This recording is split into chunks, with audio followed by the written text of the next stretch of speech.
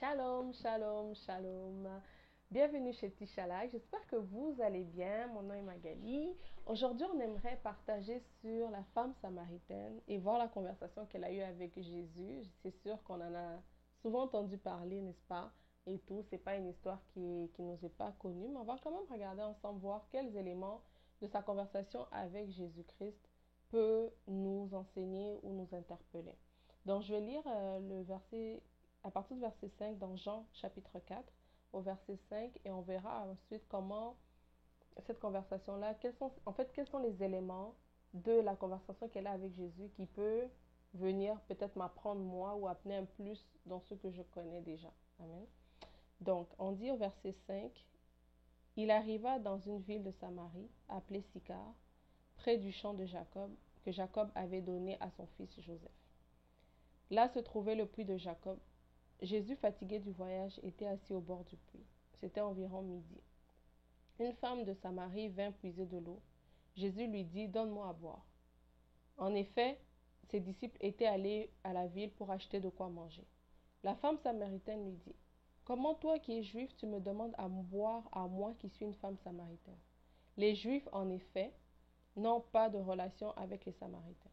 Jésus lui répondit, si tu savais quel est le cadeau de Dieu et qui est celui qui te dit donne-moi à boire, tu l'aurais toi-même demandé à boire et il t'aurait donné de l'eau vive. Seigneur, lui dit la femme, tu n'as rien pour puiser et le puits est profond. D'où aurais-tu donc cette eau vive? Es-tu toi plus grand que notre ancêtre Jacob, qui nous a donné ce puits et qui a bu de son eau, lui-même, ses fils et ses troupeaux? Jésus lui répondit, toute personne qui boit de cette eau-ci aura encore soif. En revanche, celui qui boira de l'eau que je lui donnerai n'aura plus jamais soif, et l'eau que je lui donnerai deviendra en lui une source d'eau qui jaillira jusque dans la vie éternelle. La femme lui dit, Seigneur, donne-moi cette eau afin que je n'ai plus soif et que je n'ai plus à venir puiser ici. On va s'arrêter là. Donc, on voit ici, Jésus vient la voir. Je me suis arrêtée au verset 15.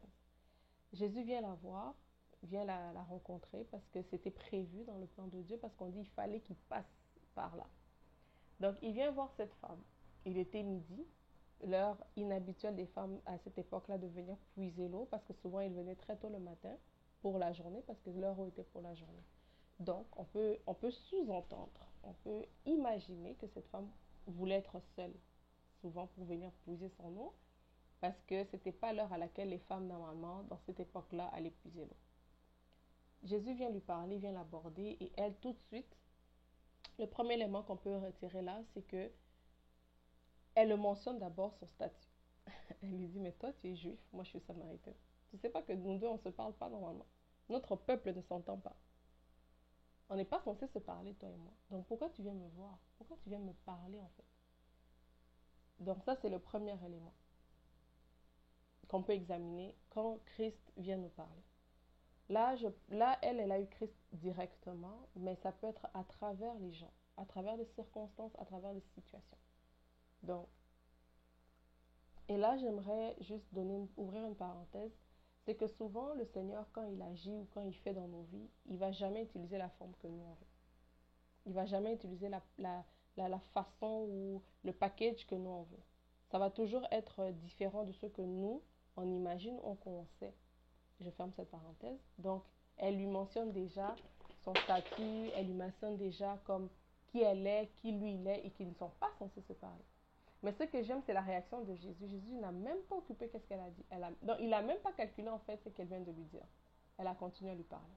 Elle lui dit, si tu savais qui moi j'étais d'abord. Donc, ça montre que elle ne le connaissait pas. Elle n'avait pas reconnu en fait. Elle n'avait pas discerné qui était devant lui. Elle n'avait pas du tout discerné que c'était Jésus en fait qui me parlait. Et des fois, c'est ça qui nous arrive. Des fois, le Seigneur vient nous parler. Des fois, le Seigneur vient nous répondre. En fait, il répond à nos questions ou à ce que nous avons demandé ou peu importe. Mais on ne reconnaît pas. On ne reconnaît pas ça. On ne le reconnaît pas en fait.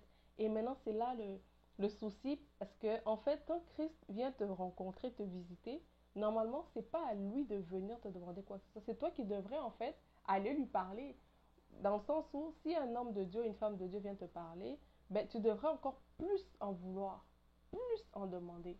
Et c'est ça que Christ a voulu lui faire comprendre. Il a dit, si tu me connaissais, tu m'aurais demandé à boire. Et là, la deuxième réponse qu'elle lui donne, c'est, mais tu n'as rien pour puiser.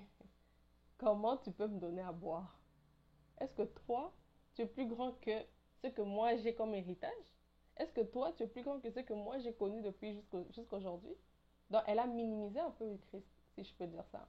Dans le sens où, ben, il n'est même pas qualifié pour me donner à boire, mais il me dit qu'il peut me donner à boire. Attends, il n'est pas normal. Est-ce qu'il y a des choses qui nous reviennent dans l'esprit? Des fois, il y a des gens qui sont peut-être venus nous approcher, nous parler ou nous montrer certaines choses, mais on a minimisé parce qu'on s'est dit, ah, qu'est-ce que lui, il peut m'apprendre? Qu'est-ce qu'elle, elle peut m'apprendre? Elle vient à peine de commencer dans le Seigneur.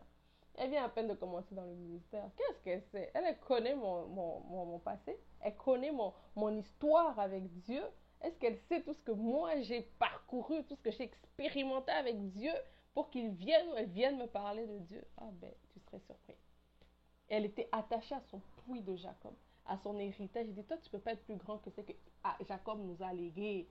Attends, moi là, j'ai été avec des grands. Tu ne peux pas venir me dire quoi que ce soit. Toi d'abord, donne-moi d'abord ton CV. D'où tu viens? Ta famille là, elle connaît Dieu même? Est-ce que ta famille, elle prie? Est-ce que toi d'abord, tu es qualifié? Ça, c'est le deuxième élément qu'on peut voir avec la femme samaritaine. Et ensuite, il lui dit, c'est ça que j'aime avec Jésus. En fait, Jésus, il calculait pas ses réponses. Il continuait pourquoi il était venu. Mon Dieu, c'est ça que j'aime avec Dieu. Parce que Dieu, s'il devait calculer toutes nos imperfections, toutes nos impolitesses des fois, nos manques de respect des fois envers lui, je pense pas qu'on serait encore là où on est aujourd'hui. Mais par sa grâce, il est patient. Il va et lui dit, moi, l'eau que moi je vais te donner, c'est de l'eau vive. Donc moi, là, quand je vais te donner cette eau-là, tu n'auras même plus besoin de boire. Parce que ce que toi, tu connais là, ça te pousse à venir encore dans ce puits-là. Donc ça te pousse à revenir encore dans cette source-là. Ça te pousse à revenir encore. Alors que moi, ma source à moi, quand je te la donne, donc tu n'as plus soif. Tu n'auras plus besoin de venir dans ce puits-là. Et j'ai aimé l'attitude maintenant de la femme samaritaine. Elle dit, donne-moi cette eau-là. Donne-moi alors cette eau-là. Moi aussi, je veux alors boire. Donne-moi cette eau-là. Et tout. Ce que j'aime beaucoup, ce que je retiens de cette partie de la conversation, c'est, premièrement, elle était vraie avec le Seigneur. Elle était authentique avec Dieu. Et tout. Elle était vraiment transparente avec Dieu. Parce que des fois, on se dit, mais Dieu sait déjà tout en fait. Dieu connaît tout. Qu'est-ce que moi, je dois encore lui apprendre? Est-ce que vraiment j'ai besoin de lui parler encore, de lui dire encore? Oui, tu as besoin de lui dire encore. Oui, tu as besoin d'encore lui parler. Tu as encore besoin de lui mentionner la chose. Tu as besoin encore de lui en parler. Tu as encore besoin de t'ouvrir à lui. Et quand il emmène des gens, peu importe les moyens qu'il va utiliser, peu importe les canaux qu'il va utiliser, Balaam Ananès a parlé à Balaam. Balaam là n'a pas été parlé par un homme. Pour l'arrêter, pour aller maudire le peuple d'Israël qui Dieu avait déjà béni, c'est une ânesse qui lui a parlé, qui lui a dit, attends, moi je fais ce que... Tu ne vois pas l'ange parce que tellement que Balaam était entêté à aller, tellement qu'il était cupide, tellement qu'il voulait avoir tellement l'argent, tellement que Balak l'avait séduit. Alors Balaam est allé à l'encontre de ce que Dieu voulait qu'il fasse. Et qu'est-ce que Dieu a dû faire? Dieu a dû utiliser un animal pour lui parler. Donc si Dieu utilise un animal pour parler à ses enfants, on peut voir ça dans Nombre 22 et 23. Cette histoire-là. Et tout. Donc si Dieu utilise c'est un animal pour parler à un être humain, comment tu peux juger ou mépriser le canal que Dieu utilise pour te parler?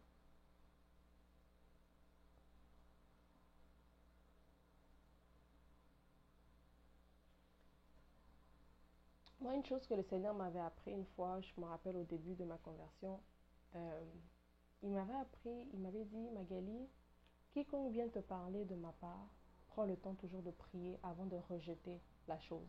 Prends toujours le temps de prier par rapport à ça. Et si la chose vient de moi, je la confirmerai toujours. Mais si la chose ne vient pas de moi, elle passera. Mais ne t'avise jamais de minimiser ou de mépriser une personne parce que peut-être elle ne répond pas à ce que toi tu vois, ce que toi tu connais. Alors, c'est quelque chose que j'ai très vite appris à faire. Quand quelqu'un vient me parler de la part de Dieu, j'écoute la personne, je reçois qu'est-ce qu'elle me dit, je vais prier. Et Dieu va me parler. Parce qu'une fois, il m'avait dit, il y a des gens, des fois, quand on leur parle de la part de Dieu, ils méprisent. Et des fois, cette chose-là ne venait peut-être pas de moi, mais juste pour les apprendre, just to teach them, je vais accepter, je vais permettre en fait que la chose arrive, juste pour que leur orgueil se brise. Parce qu'il ne faut pas oublier une chose, on est humain, quelqu'un peut venir te parler, elle peut se tromper, on apprend, n'est-ce pas, surtout dans le ministère prophétique, c'est un ministère qui est très jugé, qui est très controversé, mais en fait, quelqu'un qui est dans le ministère prophétique, c'est quelqu'un qui peut se tromper, ça ne veut pas dire qu'il n'a pas ce don-là, il n'a pas cet appel-là. Mais il faut faire attention à la manière qu'on reçoit cette personne. Il faut toujours faire attention à la manière qu'on reçoit un message, qu'on reçoit quelque chose quand quelqu'un dit je parle de la part de Dieu. Si la personne ment consciemment, c'est son problème avec Dieu.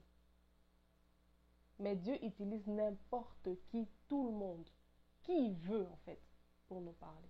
Et maintenant, ici dans cette conversation, ce qui m'étonne, c'est que c'était Jésus lui-même. C'était Jésus lui-même, mais elle n'a pas reconnu Christ, quoi.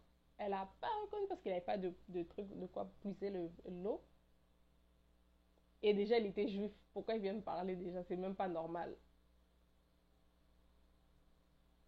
Donc, on va prier. On va arrêter dans cette série-là au verset 15. On va continuer prochainement pour voir plus tard quand ce qui vient après. On va prier pour que le Seigneur déjà nous apprenne à discerner les gens et à ne pas les juger à notre manière ou à nos connaissances à nous, mais que Dieu nous ouvre toujours les yeux pour reconnaître quand il nous parle. Parce que Dieu peut te parler à travers un enfant, à travers la personne que toi tu appelles pécheur, à travers la personne que toi tu appelles païen, à travers la personne que toi tu appelles là. Est-ce que vraiment cette personne peut me parler? Oui, Dieu peut me parler. Qu'elle soit divorcée, qu'elle soit rejetée par les hommes, qu'elle soit, peu importe, humiliée, peu importe le statut que les hommes donnent aux gens, c'est Dieu qui qualifie. Donc, ne rejette jamais rapidement quelqu'un si ce n'est pas Dieu qui t'a parlé. Donc, va toujours vers le Seigneur. Parce que Dieu, en fait, il ne rejette personne. Hein. Dieu, il accueille tout le monde, quel que soit d'où tu viens. Dieu, il accueille tout le monde. Alors, qui nous sommes-nous pour ne pas accepter les gens?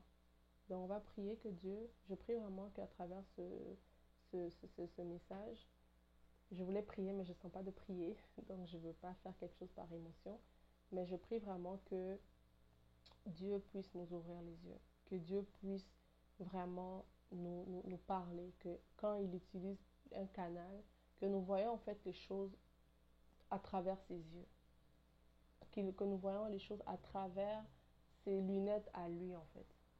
J'espère vraiment que ça vous a béni. Je vous souhaite de passer un bon moment dans la présence de Dieu. N'oubliez pas de vous abonner sur notre chaîne YouTube. On a une chaîne YouTube maintenant sur Instagram et on a fait un formulaire pour soumettre vos requêtes de prière. C'est complètement confidentiel, sincèrement, c'est complètement anonyme. On ne sait pas qui remplit le formulaire, à moins qu'on écrit son nom dans les réponses et tout, mais on vous encourage à le faire parce que je pense que c'est une manière aussi de rester à l'aise dans vos requêtes de prière. Mais c'est Dieu qui sait de toute façon c'est qui envoie et nous on prie. On n'a pas vraiment besoin de savoir c'est qui. Nous on est mandaté pour prier, pour intercéder pour les gens et c'est ça qu'on aimerait faire. Alors c'est la solution qu'on a trouvée pour accommoder, pour que tout le monde soit à l'aise. Merci à ceux qui nous envoient leurs requêtes de prière directement. On apprécie vraiment. Ça nous encourage à continuer ce que nous faisons. Donc, sur ce, passez un bon moment dans la présence de Dieu.